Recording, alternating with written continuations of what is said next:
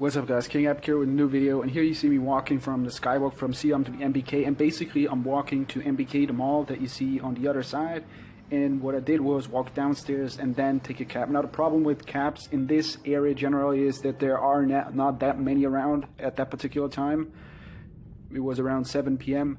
So what I did, I was accepting a fixed price. So I was going to Khao San Road, which would usually cost me around 70 baht on a meter. And the cheapest price, fixed price I was getting, was 100. So I said, okay, all right. Anyway, in this video, we have an interesting comment where somebody asked, what about non-working Thai girls? Like regular Thai girls, do they approach you ever? And you will get my answer in this video. But let's start up with the first comment that comes from this guy. He is basically saying or asking, thanks for the education. He wants to see a lot more asses of Thai girls to determine whether it's worth going there for his vacation or whatever. And basically, you gotta always explore it for yourself. What you see in my videos or any videos on YouTube is very selective. Like, you know, I might be filming for an hour and the 10 minutes you see are the hottest girls or the best shots. So that's not always what it looks like when you come here. So come here, check it out, maybe for a week, for 2 weeks, and then you can decide if you want to come back. But don't do it just purely based on videos or what somebody would say.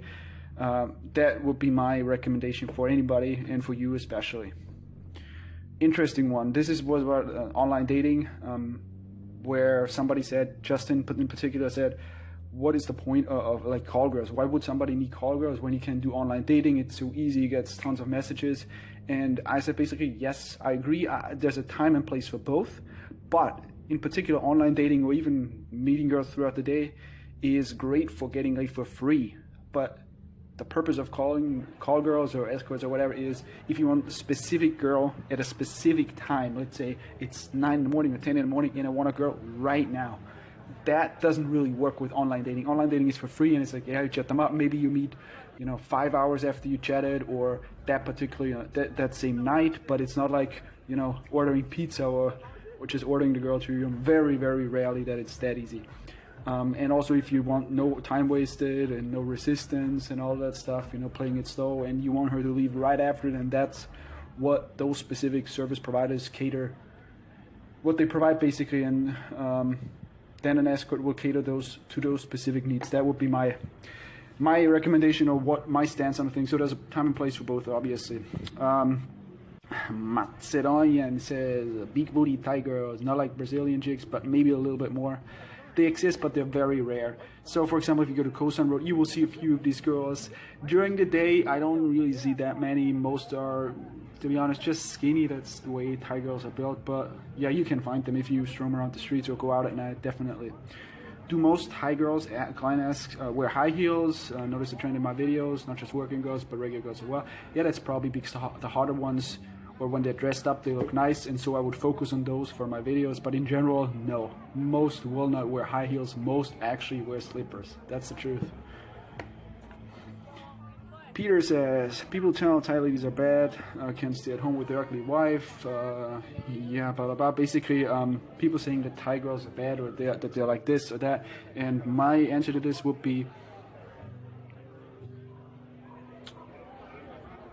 if you have an experience where all you Thai ladies, where you feel like all Thai ladies are bad, then that can only be due to the fact that either you are doing something wrong or just your sample size is too small. If you meet 5 or 3 Thai ladies and they're all bad, yeah, that can happen. But in general, if you meet, if you have a bigger sample size, like 20 women that you meet, it's never going to happen that all of them are bad. Some will be, yeah, or you don't like them, or they cheat you, or whatever. But in general, no, I have not made that experience. Or maybe it's just that the type of women, let's say you only meet girls from bars or from this area or from this, from this source, there you meet them, then that could happen. But in general, no, I could not disagree more with that statement. Amon says, hello King, I have a question. What other stuff can I do in Bangkok other than dating, sex, blah, blah. So basically, yeah, I kind of get that when people watch my videos, they think it's like, this is the only thing you can do, nightlife, go out. And this is a big part of what I'm doing here, or I guess what most of you guys will be doing here when you come to Thailand or Bangkok, because that's just the scene is so well developed that there's a lot to do at night, and during the day it's usually very hot and you don't want to walk around in the outside. So really what I resort to is sleeping long, and then during the day maybe go to gym, or you could do sightseeing, go to the mall. Another thing that Thai people I feel do a lot is just, you know, their free time or when they're off work, just go to the mall to hang out, walk around, because there's so much to do. The malls are big, there's so many malls, so that would be an option. Glenn says, please bring back your fake, okay, he says, please bring back your fake Russian accent in the future vlog. It's a fan favorite. Okay, no bullshit. I will bring it back in next video vlog. Thank you. Okay, Hiking Epic, just started following you. Okay, thanks. What approach would you suggest for somebody who's never been to Thailand, who wants to experience working, non-working girls? Yeah, he knows that the working girls don't care much about what you look, as long as, I mean, common sense is you're groomed and all that stuff, hygiene. They won't care much about what you look. How about non-working girls? Many of them are just, you know, they're friendly. That doesn't mean you can obviously get with everyone, but if you have realistic expectations, then sure, why not? I mean, if you're 50 and you look like you know, like 40 or so, you can still get with young girls. But if you don't look that young, or, you know, maybe super overweight or whatever, I'm just saying, I'm speaking realistically, okay? Then maybe you gotta target the mid-30s range in terms of age bracket. But I would just give it a try, be friendly, and see how that turns out, and maybe start with online dating, or if you want to start in the malls or BTS station, wherever, that's what I would recommend you to do. Cloud to Ground asks about girls bringing them back to your place, to the hotel. Do you have to check her in with reception? And he asked about women in Thailand cutting off the penises. Have you heard of this type of thing? No, I have really only heard about it in news. Yeah, so I've heard about it, but not in person. And this is something I have said many times in the past, that you don't want to do something where you evoke jealousy or any strong negative emotion with people in general, in particular Thai people and Thai women. So stay clear of this kind of behavior, or cheating, or being in a relationship and cheating. All of that stuff do you want to avoid. Do you have to check in with reception? Yeah, usually you do, but not with all places. I've stayed at places and hotels where they didn't really care about who you brought to your room. They just saw you and thought, yeah, it's a girlfriend or whatever, and had no issue. So it depends on the hotel. But if it's just a random girl that you want to see one time, or it's a working girl, then it would be in your interest to go up to reception and ask them to take the ID if they don't ask for it, you know, once you walk past reception. Multidimensional Man says, wouldn't use a tuk-tuk because it's called a tuk-tuk. Yeah, I just used it once as an experience, and then never again.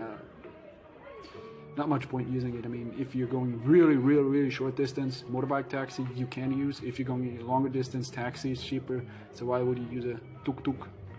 Funny enough, today when I was out filming this video, I heard a new one. Like, usually say motorbike taxi, like this guy's approaching you, and they just say random phrases. Like, they say motorbike taxi, massage, boom boom.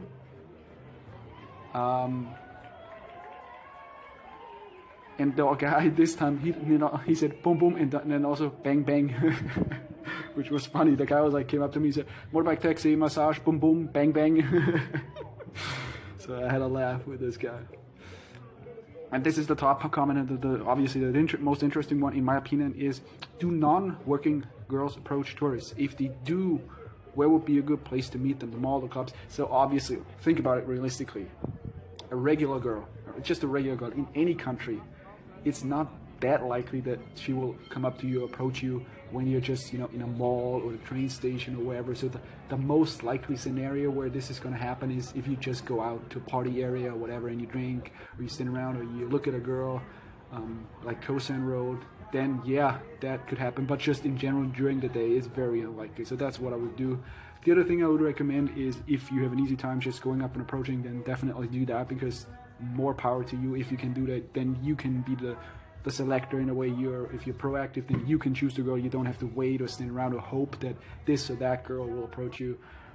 So that would be my recommendation. Khao San Road, yeah, obviously is a good spot.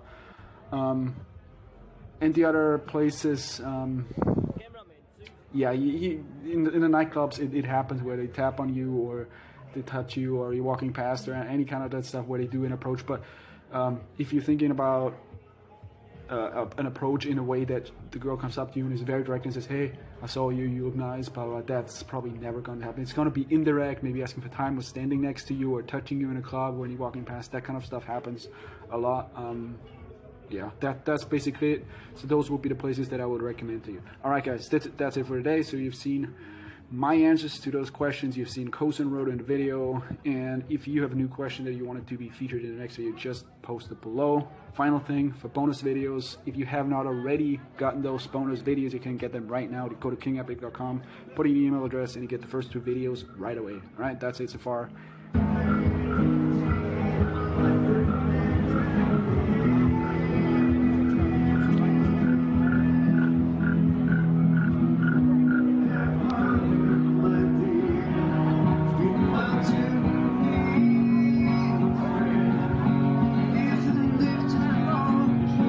Lady boy, I see. No. Yes. I'm ready. No. I don't want. No.